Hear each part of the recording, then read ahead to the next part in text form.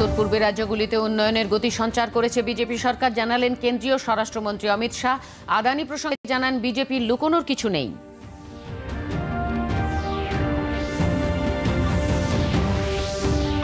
বেঙ্গালুরুতে এরো ইন্ডিয়া 2023-এর দ্বিতীয় দিনে প্রতিরক্ষা মন্ত্রীদের কাটলেভের আয়োজন করা হয়।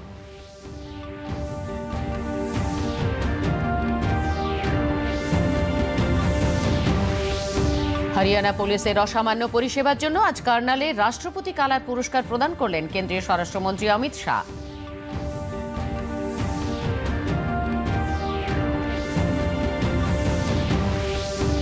পুলওয়ামা সন্ত্রাসী হামলার চতুর্থ বার্ষিকী আজ, শহীদদের প্রতি শ্রদ্ধা জানিয়েছেন প্রধানমন্ত্রী ও স্বরাষ্ট্রমন্ত্রী।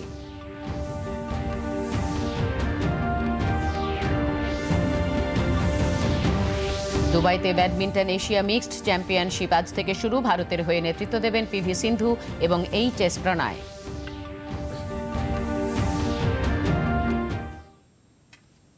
নমস্কার, দুপুরের সংবাদে আপনাদের সকলকে স্বাগত জানাই। আসছি বিস্তারিত খবরে। উত্তর পূর্বের রাজ্যগুলিতে নির্বাচনের পূর্বে উন্নয়ন নিয়ে বিজেপি সরকারের উদ্যোগের কথা স্মরণ করালেন কেন্দ্রীয় স্বরাষ্ট্রমন্ত্রী অমিত শাহ।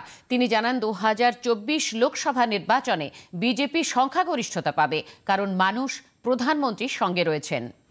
कहीं कोई स्पर्धा नहीं है। देश एक तरफा मोदी जी के साथ आगे बढ़ रहा है। देश का विकास, सुरक्षित देश से अर्थतंत्र को विश्व में सबसे तेज गति से बढ़ने वाला अर्थतंत्र बनाना, भारत का गौरव समग्र विश्व के अंदर पहुंचाने का प्रयास और सफलतापूर्वक इसकी स्वीकृति आई है। और देश के 60 करोड़ गरीब लोगों के जीवन स्तर को उठाने का 8 साल के अल्पकाल के अंदर जो प्रयास किया, और हम उठाने में सफल भी हुए हैं। আদানি প্রসঙ্গে তিনি বলেন, বিজেপির লুকোনোর কিছু নেই, কারণ সুপ্রিম কোর্ট এই বিষয়টি দেখছে। ने केस का संज्ञान लिया है। देश की कैबिनेट के सदस्य नाते जब सुप्रीम कोर्ट ने किसी मैटर को सीज किया हो, उस वक्त मेरे लिए बोलना ठीक नहीं होगा, परंतु इसमें बीजेपी के लिए कुछ छुपाने को नहीं है और ना किसी बात से डरने की जरूरत है। জঙ্গি কার্যকলাপ রুখতে বিজেপি সরকারের বিভিন্ন পদক্ষেপের কথা উল্লেখ করেন অমিত শাহ। पीएफआई को बैन किया है, सफलतापूर्वक बैन किया है, और मैं मानता हूं कि पीएफआई इस देश में धर्मांधता और कट्टरता बढ़ाने वाला ऑर्गेनाइजेशन था। टेररिज्म का तैयार करने का वो আসন্ন ত্রিপুরা নির্বাচনে বিজেপি জয়ী হবে বলে আশা প্রকাশ করেন কেন্দ্রীয় স্বরাষ্ট্রমন্ত্রী। त्रिपुरा के अंदर हमारी सीटें भी बढ़ाएंगे और वोट प्रतिशत भी हमारा बढ़ेगा, और इसका सबसे बड़ा परिचायक है कि यहां पर जिस कांग्रेस पार्टी के ऑर्गेनाइजेशनल कैडर के सैकड़ों लोगों की हत्या कम्युनिस्ट शासन में हो गई थी, वो कांग्रेस पार्टी ने बहुत कम सीटें लेकर कम्युनिस्टों के साथ समाधान किया है। और जो कम्युनिस्ट पार्टी कभी त्रिपुरा में किसी के साथ नहीं जाती थी, वो कम्युनिस्ट पार्टी ने भी कांग्रेस के साथ समाधान किया है। इसका मतलब है वो दोनों ये बात को स्वीकार कर चुके हैं कि हम अकेले भारतीय जनता पार्टी को नहीं हरा सकते, और ये हमारे लिए बहुत अच्छी पोजीशन है। मैं मानता हूं कि हम त्रिपुरा में हम अब तक का हमारा सबसे अच्छा परिणाम इस बार लेकर आएंगे। বেঙ্গালুরুতে এরো ইন্ডিয়া 2023-এর অধীনে আয়োজন করা হয় প্রতিরক্ষা মন্ত্রীদের কনক্লেভ। প্রতিরক্ষা মন্ত্রী রাজনাথ সিং সহ বিভিন্ন দেশের প্রতিমন্ত্রীরা অংশ নেন। প্রতিরক্ষা মন্ত্রী রাজনাথ সিং জানান, বর্তমান সময়ে এগিয়ে যাওয়ার জন্য সহায়তা ও সমন্বয় বিশেষভাবে জরুরি। প্রতিরক্ষা ক্ষেত্রে এই প্রয়োজনীয়তা সবচেয়ে বেশি। India offers an enhanced defense partnership to the friendly foreign nations. We offer a partnership that is accommodative of the national priorities and capacities. We want to build with you. We want to launch with you. We want to create with you. And we want to develop with you. We wish to create symbiotic relationship which we can learn from each other, grow together, and create a win-win situation for one and all. তিনি আরও জানান, আন্তর্জাতিক স্তরের বিভিন্ন বিষয়ে ভারত সবসময় নিরপেক্ষ অবস্থান নিয়েছে। India has always stood for a rule-based international order in which primordial instinct of the might being right is replaced by the civilizational concept of fairness, cooperation, respect, and equality amongst all sovereign nations, big or small. History has vindicated our approach time and again. The most recent example is the COVID-19 pandemic, which originated in one country, and in no time it had a devastating impact on the whole world. But the global collaboration to counter this pandemic holds so much promise for the future. Rajnath Singh সকলকে মনে করিয়ে দেন, ভারত সকলের সঙ্গে সহযোগিতা ও বন্ধুত্বপূর্ণ সম্পর্কে বিশ্বাসী। Collective security has become sine qua non for our development and prosperity. Terrorism, illegal arms trade, drugs smuggling, human trafficking, etc. pose significant security threats to the whole world. We consider all nations as equal partners. That is why we do not believe in imposing external supra-national solutions to a country's international problems. We do not believe in giving sermons or cut and dried solutions which do not respect the national values and constraints of the countries in need of assistance.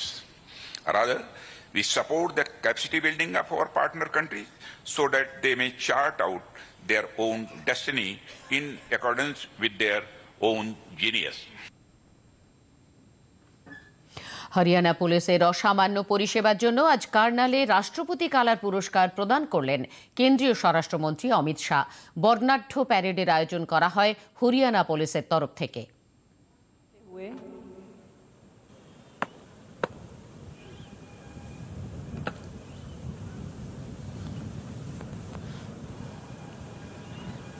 राष्ट्रपति निशान को colour case से हटाते हुए और अविस्मरणीय पल को तालियों की गड़गड़ाहट से राष्ट्रपति निशान पुलिस द्वारा निरंतर की जा रही सराहनीय सेवा उसके शौर्य और समर्पण की पहचान है। স্বরাষ্ট্রমন্ত্রী হরিয়ানা পুলিশের ত্যাগ এবং সেবার কথা উল্লেখ করেন এবং তাদের কাজের প্রশংসা করেন। हरियाणा पुलिस देश के 10 राज्यों में से एक पुलिस बन गई है जिसके पास राष्ट्रपति का ये सर्वोच्च सम्मान है। हरियाणा की जनता की सेवा कर कर आपने जो शौर्य, साहस और समर्पण का इतिहास रचा है, इसका भी आज सम्मान हो रहा है। 1951 में सबसे पहले यह निशान हमारी नेवी को मिला था। उसके बाद में 10 पुलिसों को और कई सीएपीएफ्स को मिला है, मगर हरियाणा को सम्मान मिलना बहुत बड़ी सम्मान की बात है। পুলওয়ামা হামলার চতুর্থ বর্ষ আজ। 2019 সালের হামলায় 40 জন জওয়ান শহীদ হন। শহীদ স্মারকে জম্মু কাশ্মীর সিআরপিএফ এর ডিজি দলজিৎ সিং চৌধুরী শহীদদের প্রতি শ্রদ্ধা জানান।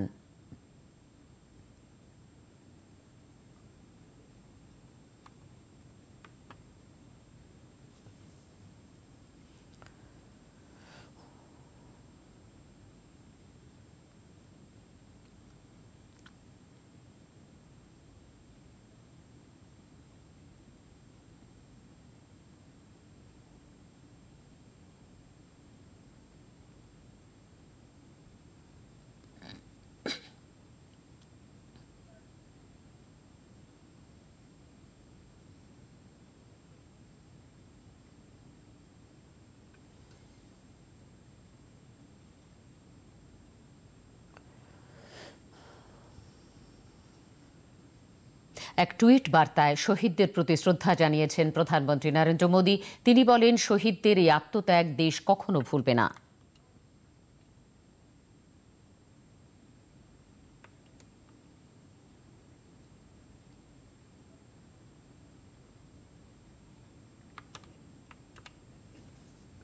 কেন্দ্রীয় স্বরাষ্ট্রমন্ত্রী অমিত শাহ হরিয়ানার কার্নালে পুলওয়ামা শহীদদের প্রতি শ্রদ্ধা জানান। তিনি বলেন, শহীদদের এই আত্মত্যাগ ভোলার নয়। आज ही के दिन 2019 में पुलवामा में एक कायराना हमले में सीआरपीएफ के 40 जवान शहीद हो गए। जब तक भारत की रक्षा का इतिहास लिखा जाएगा, तब तक ये 40 जवानों का नाम सुवर्णमयी अक्षरों से भारत के सुरक्षा इतिहास में चिन्हित होगा। কেন্দ্রীয় স্বাস্থ্য মন্ত্রক আজ দেশ জুড়ে 1,56,000 আয়ুষ্মান ভারত স্বাস্থ্য ও সুস্থতা কেন্দ্রের স্বাস্থ্য মেলার আয়োজন করেছে। এর অঙ্গ হিসেবে সাইক্লোথনেরও আয়োজন করে কেন্দ্রীয় স্বাস্থ্য মন্ত্রক। साइकिल चलाना हमारे शरीर के लिए काफ़ी फ़ायदेमंद है। इससे हमारा वजन कम होता है, एक माइंड फ्री होता है और हम काफ़ी स्ट्रॉन्ग रहते हैं, फिजिकली फिट रहते हैं। तो ये गवर्नमेंट का नया अच्छा इनिशिएटिव है कि हमें रेगुलर साइकिल चलाना चाहिए। पोल्यूशन फ्री भी है और इससे हमारे बॉडी की एक्सरसाइज होती है। साइकिल रेगुलर चलाना चाहिए। साइकिल चलाने के बेनिफिट्स ही बेनिफिट्स, कोई नुकसान नहीं है। इन्वायरमेंट भी सही रहेगा, आप भी सही रहोगे। हेल्थ को लेकर अगर देखा जाए तो साइकिल से बॉडी को मतलब मेंटेन कर सकते हैं अपन। मैं चाहता हूं कि सभी लोग इस चीज़ को रूटीन में डालें। हमारा मेटाबॉलिज्म तेज़ होगा, हमारी हेल्थ अच्छी रहेगी, तो रोज़ साइकिलिंग करनी चाहिए, लंग कैपेसिटी बढ़ेगी। इस साइकिल रैली से हम हेल्दी लाइफस्टाइल को प्रमोट करना चाहते हैं। हम ये दिखाना चाहते हैं कि साइकिल चलाने से आप इन्वायरमेंट को भी प्रोटेक्ट करें, कोई फ्यूल कंजम्पशन भी नहीं हो रहा और आपकी हेल्थ भी अच्छी रहेगी। ইন্দোরে G20 কৃষি কর্মসমিতির বৈঠকেরও আজ দ্বিতীয় দিন চলবে আগামীকাল পর্যন্ত। জলবায়ু পরিবর্তনের ফলে কৃষিক্ষেত্রে সৃষ্ট সংকট এবং আবহাওয়ার সঙ্গে সঙ্গতি রেখে স্মার্ট ফার্মিং সংক্রান্ত আলোচনা চলছে। ইউরোপের যুদ্ধ পরিস্থিতিতে দেখা দিয়েছে খাদ্য সংকট, ফলে খাদ্যশস্যের মজুদ কমেছে। বৈঠকে শস্য মজুতকরণ ও খাদ্য নিরাপত্তা নিয়েও আলোচনা চলছে। G20 গোষ্ঠীভুক্ত দেশগুলির প্রতিনিধিরা রয়েছেন বৈঠকে। আমন্ত্রণ জানানো হয়েছে আন্তর্জাতিক কৃষি সংস্থার 58 জন সদস্যকে। বৈঠকে উপস্থিত ছিলেন কেন্দ্রীয় মন্ত্রী জ্যোতিরাদিত্য সিন্ধিয়া। তিনি কৃষিক্ষেত্রে ড্রোনের ব্যবহারের কথা উল্লেখ করেন। एक ऐसी स्ट्रैटेजी विश्व के लिए जो स्मार्ट हो, एक ऐसी स्ट्रैटेजी विश्व के लिए जो सस्टेनेबल हो और एक ऐसी स्ट्रैटेजी विश्व के लिए जो सभी को सर्व कर पाए। तो स्मार्ट, सस्टेनेबल एंड सभी को सर्व कर पाए। লখনৌয়ে G20 ডিজিটাল ইকোনমি ব্যাংকিং কার্য সমিতির বৈঠকের আজ দ্বিতীয় দিন। আর্থিক লেনদেনের ক্ষেত্রে ডিজিটাল ব্যবস্থাকে পাখির চোখ করেছে ভারত। ইউপিআই, UIDAI, কোউইনের মতো ডিজিটাল পাবলিক ইনফ্রাস্ট্রাকচার অ্যাপগুলির সাফল্য তুলে ধরা হচ্ছে এই বৈঠকে। সাইবার নিরাপত্তার খুঁটিনাটি নিয়েও বৈঠকে আলোচনা হয়।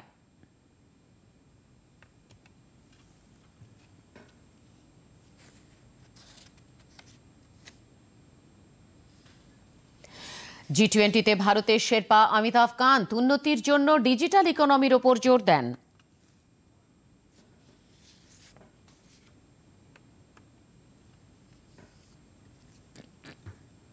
India's digital public infrastructure has been very transformational, and this is really a case study of what India has achieved. So, the DPI model is based on the India stack, which ensures that every Indian has an identity. So 1.3 billion Indians have an identity. They all do fast payments because their identity is linked to their bank account and the mobile number is also linked to the bank account. And there is a third layer, which is the data layer. And this ensures that there is a data empowerment to the citizens. রাজ্য বিধানসভায় গতকাল রাজ্যপালের budget ভাষণের ওপর বক্তব্য রাখার সময় অধ্যক্ষ বিরোধী দলনেতা শুভেন্দু অধিকারীকে থামিয়ে দেন। অধ্যক্ষ বলেন, রাজ্যপালের বক্তব্যের উপর আলোচনা না করে সভায় কেবল অভিযোগ উত্থাপন করা যাবে না। এতে ক্ষুব্ধ শুভেন্দু সহ বিজেপি বিধায়করা কাগজপত্র ছিঁড়ে সভা থেকে ওয়াকআউট করেন।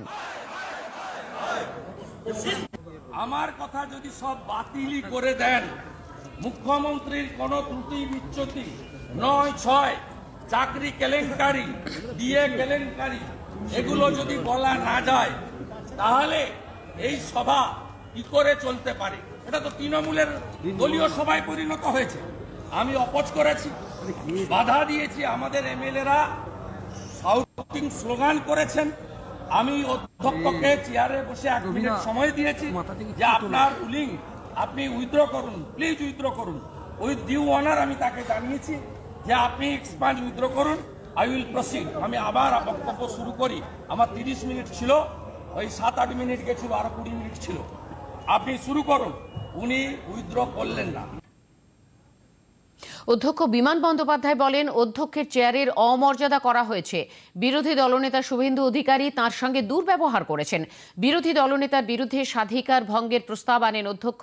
এরপরই শুভেন্দু অধিকারীকে সাসপেন্ড করার জন্য সভায় প্রস্তাব আনেন তৃণমূল কংগ্রেস বিধায়ক তাপস রায়। অধ্যক্ষ প্রথমে তা গ্রহণ করলেও পরে মুখ্যমন্ত্রী মমতা বন্দ্যোপাধ্যায়ের অনুরোধে তা খারিজ করে দেন। প্রস্তাব প্রত্যাহার করে নেন তাপস রায়। মুখ্যমন্ত্রী বলেন, বিরোধী দলনেতার হয়ে তিনি অধ্যক্ষের কাছে ক্ষমা চেয়ে নিচ্ছেন। পরে বিধানসভা প্রাঙ্গণে সাংবাদিক সম্মেলনে শুভেন্দু অধিকারী বলেন, সভায় বিরোধীদের কণ্ঠরোধ করা হচ্ছে। অধ্যক্ষ নিরপেক্ষভাবে সভা পরিচালনা করছেন না। তারা অধ্যক্ষের বিরুদ্ধে অনাস্থা প্রস্তাব আনতে চলেছেন। আমরা লেজিসলেচার পার্টিতে আলোচনা করেছি যে মাননীয় অধ্যক্ষ বিভিন্ন সময়ে তিনি আমাদের বলার ক্ষেত্রে অনেক বিষয়ে বাধা দান করেন। এই সব বিষয় মিলিয়ে এবং আজকে যেভাবে তিনি এক্সপাঞ্জ করেছেন, রেকর্ড থেকে বাদ দিয়েছেন এবং আমাকে তিনি স্ট্রিকচার দিয়ে বলছেন ইন প্রেজেন্স অফ মিডিয়া। আপনারা যা শুনেছেন সেটা ভালো করে বলুন না, ইটস এনাফ। কি বললেন উনি? শুধু এক্সপাঞ্জ করার কথা বলেননি, আমাকে তিনি বলছেন মুখ্যমন্ত্রী এবং আইএএস আইপিএস নিয়ে আপনার কিছু বলা যাবে না। শুধু রেকর্ড থেকে বলা বক্তব্য বাতিল নয়, আমার স্পিচটাও কি হবে যদি অধ্যক্ষ মহোদয় ডিকটেট করে দেন, সেক্ষেত্রে নিরপেক্ষতা নিয়ে প্রশ্ন আছে। নিয়ম মেনে আমরা অধ্যক্ষের বিরুদ্ধে অনাস্থা আনার সিদ্ধান্ত নিয়েছি। রাজ্যপালের ভাষণের উপর বিতর্কের জবাবি ভাষণে মুখ্যমন্ত্রী বলেন, বিরোধী দলনেতার আচরণ শোভনীয় নয়। তিনি ক্রমশই লজ্জাজনক ব্যক্তিত্ব হয়ে উঠছেন। বাংলা নিয়ে বিজেপি ক্রমাগত ভিত্তিহীন অপপ্রচার চালিয়ে যাচ্ছে। অমর্ত্য সেনের মতো ব্যক্তিত্বের প্রতিও অশ্রদ্ধা প্রদর্শন করেছে এই দল। এজেন্সিগুলিকে হাতিয়ার করে বিজেপি বাংলায় পা রাখার চেষ্টা করছে, কিন্তু তাতে কোনো ফল হবে না। বিধানসভা ক্রমশই সার্কাসে পরিণত হচ্ছে বললেন সিপিআইএম পলিট ব্যুরো সদস্য সুজন চক্রবর্তী। রাজ্য সরকারের কাজ নিয়ে কোনো প্রশ্ন সভায় করতে দেওয়া হয় না বলে অভিযোগ করেন তিনি। বিধানসভা চালাবার যে নীতি পদ্ধতি তা মানে না। বিধানসভার একমাত্র বিরোধী বিধায়ক তাকে জেলে পুরে রেখেছে, নওশাদ সিদ্দিকী। বিধানসভার বাকি যারা বিরোধী দল সহ বিজেপি যারা দিল্লির শাসনে আছে, এমনকি তারাও যে কোয়েশ্চেন করবে সে কোয়েশ্চেনও পর্যন্ত করতে দেবে না, কাউকে কোয়েশ্চেন করতে দেবো না। নওশাদ সিদ্দিকী জেলে, বাকিদেরও কথা বলতে দেবো না। এবার তারপর সেটা নিয়ে কি হইচই হয়েছে, স্বাধিকার ভঙ্গের নোটিশ। এরা আবার পাল্টা স্পিকারের বিরুদ্ধে অনাস্থা প্রস্তাব দিয়েছে, আমিও দিয়েছিলাম, আমি মান্নান সাহেব নেয়নি। এই সরকার কিছু মানে না। স্পিকার তার বিরুদ্ধে কোনো অনাস্থা প্রস্তাব আলোচনা করতে দেবে না। এটা অ্যাডজর্নমেন্ট মোশন গত 10 বছরে পশ্চিমবাংলায় কোনোদিন গ্রহণ করেনি। ফলে কার্যত বিধানসভাকে কলুষিত করা হচ্ছে, যেভাবে বিধানসভা চালানো হচ্ছে এ কখনো চলে না, এবং সার্কাস চলছে বিধানসভায়। রাজ্যপালের সঙ্গে নবান্নের দূরত্ব বাড়া উচিত বললেন বিজেপি রাজ্য সভাপতি সুকান্ত মজুমদার। সম্প্রতি রাজভবনে গিয়ে রাজ্যপালের সঙ্গে প্রায় 2 ঘন্টা একান্ত বৈঠক করেছেন তিনি। সেই প্রসঙ্গে সাংবাদিকদের প্রশ্নের উত্তরে সুকান্ত বলেন, তৃণমূল কংগ্রেস সরকার কোনো নিয়ম কানুন মানে না, তাই যারা সংবিধান মেনে চলেন তাদের সঙ্গে এই সরকারের দূরত্ব যথাসম্ভব বেশি হওয়া উচিত। পারা উচিত তো, যে সরকার নিয়ম কানুন মানেন না, সংবিধান মানেন না, সেই সরকারের সাথে যে কোনো সংবিধান প্রিয় মানুষ যারা নিয়ম নীতি মেনে চলে তাদের দূরত্ব বাড়াই উচিত। প্রাক্তনের কাছে গেলেন বর্তমান। নতুন দিল্লিতে গতকাল পশ্চিমবঙ্গের প্রাক্তন রাজ্যপাল, দেশের বর্তমান উপরাষ্ট্রপতি জগদীপ ধনখড়ের বাসভবনে গিয়ে তার সঙ্গে দেখা করেন বর্তমান রাজ্যপাল ডক্টর সিভি আনন্দ বোস। উপরাষ্ট্রপতি এক টুইট বার্তায় এই খবর জানিয়েছেন। এই সাক্ষাৎকে ঘিরে জল্পনা দানা বেঁধেছে নানা মহলে। কেন্দ্রীয় হারে মহার্ঘ ভাতার দাবিতে গতকাল রাজ্য সরকারি কর্মচারীদের যৌথ মঞ্চ কর্মবিরতির ডাক দেয়। আন্দোলনকারীদের একাংশ অনশনে বসেন। নগর দায়রা আদালতের কর্মচারীরা বিক্ষোভে অংশ নেন।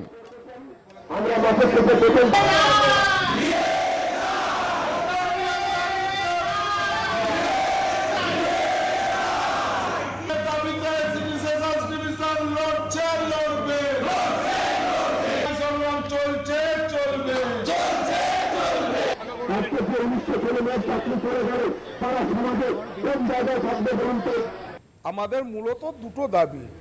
দীর্ঘদিন আমাদের রাজ্য সরকার বিভিন্ন জায়গায় আদালতে হেরে গেছে, আপনারাও জানেন, সবাই জানে।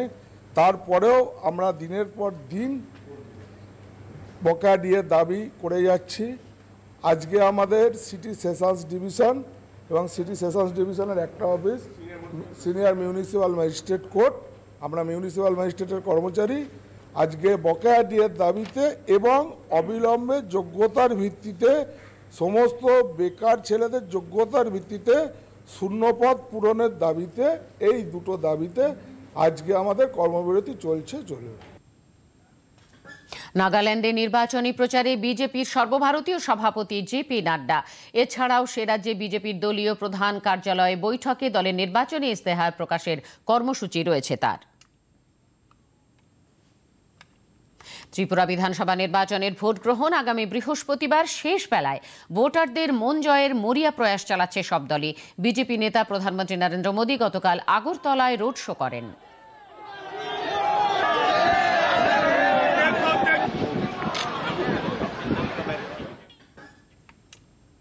পরে এক জনসভায় প্রধানমন্ত্রী নরেন্দ্র মোদী বলেন, দীর্ঘদিন ত্রিপুরা রেড সিগন্যালে আটকে ছিল। বাম নেতারা ক্যাডার রাজ চালাতেন, রাজ্যের মানুষকে তারা দাস করে রেখেছিলেন। বিজেপি এসে ত্রিপুরায় শান্তি ও আইনের শাসন প্রতিষ্ঠা করেছে। আবারও ডাবল ইঞ্জিন সরকারকে ক্ষমতায় আনার আর্জি জানান তিনি। काडर का कब्जा, पुलिस थानों पर काडर का कब्जा, व्यापार कारोबार पर काडर का कब्जा। वामपंथियों ने त्रिपुरा के लोगों को अपना गुलाम समझ लिया था। वो अपने आप को बादशाह मानते थे। कमाई हो या फिर सुनवाई, रेड सिग्नल ही त्रिपुरा का दुर्भाग्य बन गया था। भाजपा सरकार ने त्रिपुरा में शांति और कानून का राज स्थापित किया है। তৃণমূল কংগ্রেসের সর্বভারতীয় সাধারণ সম্পাদক অভিষেক বন্দ্যোপাধ্যায় গতকাল ত্রিপুরার বক্সনগরে নির্বাচনী জনসভায় বলেন, বসন্তের কোকিলদের মিথ্যে আশ্বাসে না ভুলে রাজ্যের মানুষকে এমন কাউকে ভোট দিতে হবে যিনি তাদের পাশে থাকবেন। বিজেপি 5 বছরে ত্রিপুরার সর্বনাশ করে ছেড়েছে বলে মন্তব্য করেন তিনি। আপনাকে নিজেকে দৃঢ় প্রতিজ্ঞ হতে হবে, নিজেকে জিজ্ঞেস করতে হবে যে আমি যাকে ভোট দিচ্ছি বা যাকে ভোট দেব আগামী 5 বছর আমার জন্য কাজ করবে তো, তাকে দেখতে পাবো তো। ভোটে জিতে পরের দিন থেকে টাটা বাই বাই আর খুঁজে পাওয়া যাবে না। বসন্তের কোকিলের মতো আসবে আর ভোট হলে পালিয়ে যাবে। আমি আপনাদের বলবো যে ত্রিপুরার তো পরিবেশ চেয়ে দেখুন, ডাক্তারখানায় ডাক্তার নেই, শিক্ষা প্রতিষ্ঠানে শিক্ষক নেই, পরিকাঠামো নেই, অর্থনীতি নেই, আইন শৃঙ্খলা নেই, কর্মসংস্থান নেই, শিল্প নেই, রাস্তা নেই, জল নেই, কল নেই, কিছু নেই। তাই আগামী 16 তারিখ আর বিজেপি নেই, বিজেপির বিরুদ্ধে ভোট দিতে হবে।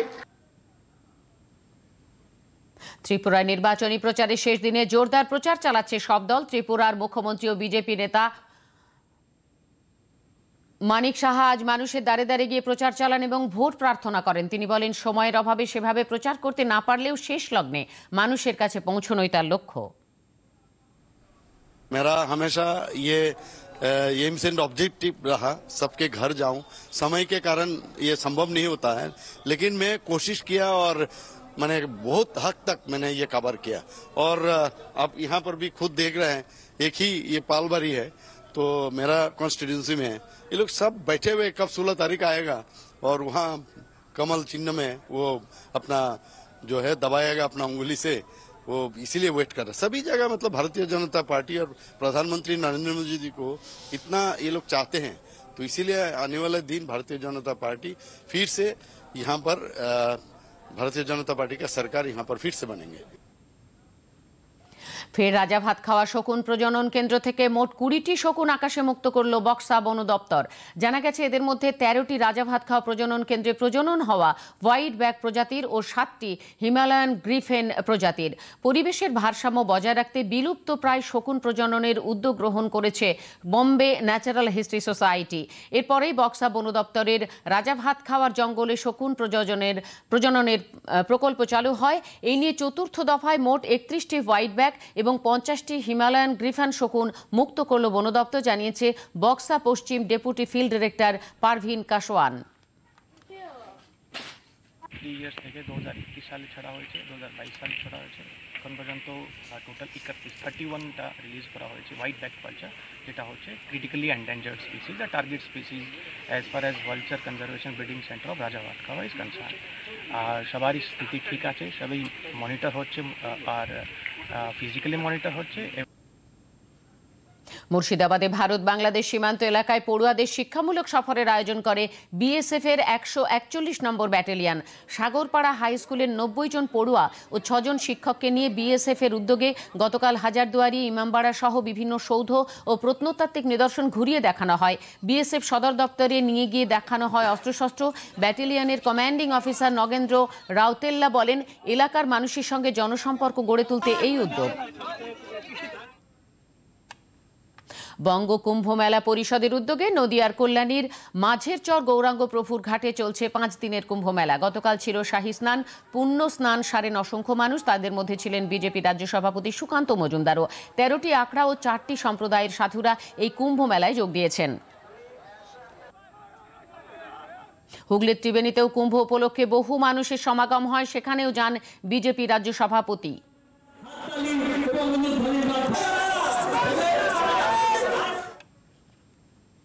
ভূমিকম্প বিধ্বস্ত তুরস্ক ও সিরিয়াতে ক্রমশ বাড়ছে মৃতের সংখ্যা। এ পর্যন্ত 37,000-এর বেশি মানুষের মৃত্যু হয়েছে। ভারত সহ বিভিন্ন দেশ থেকে সেখানে পৌঁছেছে উদ্ধারকারী দল এবং ত্রাণ সামগ্রী। দুবাইতে ব্যাডমিন্টন এশিয়া মিক্সড চ্যাম্পিয়নশিপ আজ থেকে শুরু হচ্ছে। ভারতের হয়ে নেতৃত্ব দেবেন পিভি সিন্ধু এবং এইচএস প্রণয়। গ্রুপ ডির প্রথম ম্যাচে ভারত আজ কাজাখস্তানের বিরুদ্ধে খেলবে। কোভিড মহামারীর কারণে 3 বছর পর এই খেলার আয়োজন করা হয়েছে। মুম্বাইতে গতকাল মহিলাদের আইপিএল এর প্রথম নিলাম অনুষ্ঠিত হয়। এতে 5টি দল অংশ নেয়। প্রতিটি দলের ব্যয়ের সর্বোচ্চ সীমা ছিল 12 কোটি টাকা। বাংলার এবং ভারতের উইকেট রক্ষক রিচা ঘোষকে বেঙ্গালুরু কিনেছে 1 কোটি 90 লক্ষ টাকায়। বাংলার তিতাস সাধুকে দিল্লি নিয়েছে 25 লক্ষ টাকায়। শেফালি ভার্মাকে দিল্লি পেয়েছে 2 কোটি টাকায়। বাংলার দীপ্তি শর্মা 2 কোটি 60 লক্ষ টাকার বিনিময়ে উত্তরপ্রদেশ দলে পেয়েছেন। স্মৃতি মান্ধানাকে বেঙ্গালুরু নিয়েছে 3 কোটি 40 লক্ষ টাকায়। ভারতের মহিলাদের অধিনায়ক হরমনপ্রীত কৌরকে 1 কোটি 80 লক্ষ টাকায় কিনেছে মুম্বাই। শেষ করার আগে শীর্ষ সংবাদ আরও একবার।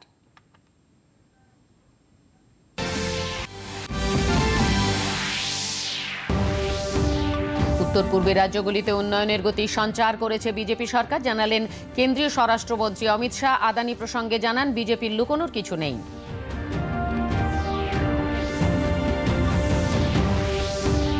বেঙ্গালুরুতে এরো ইন্ডিয়া 2023-এর দ্বিতীয় দিনে প্রতিরক্ষা মন্ত্রীদের কনক্লেভের আয়োজন করা হয়।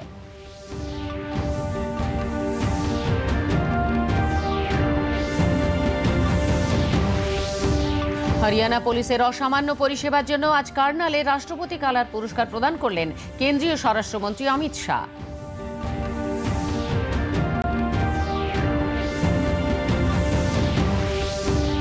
পুলওয়ামা সন্ত্রাসী হামলার 4র্থ বার্ষিকী আজ শহীদদের প্রতি শ্রদ্ধা জানিয়েছেন প্রধানমন্ত্রী ও স্বরাষ্ট্রমন্ত্রী।